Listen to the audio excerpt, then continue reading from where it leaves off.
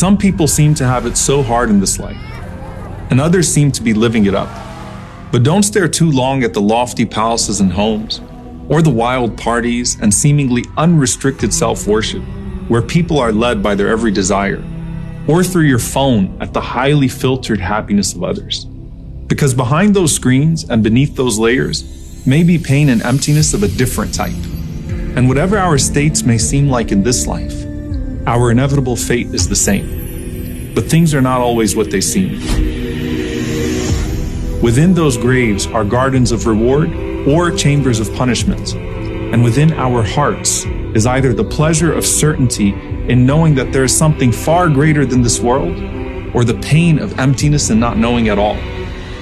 O believer, this world was not meant to be your paradise, but knowing that paradise awaits makes this journey so much more bearable and rewardable, because while every difficulty is temporary, every moment is an opportunity.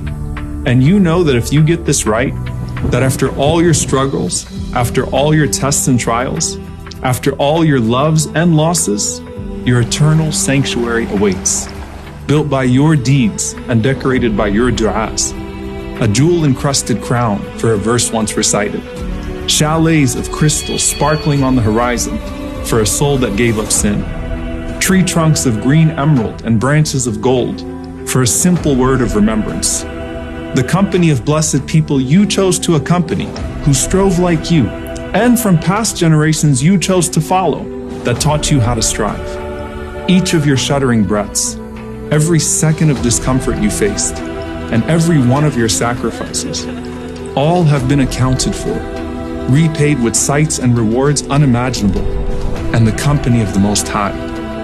Build your eternal home. Decorate your eternal home. Long for your eternal home. Welcome to your eternal home.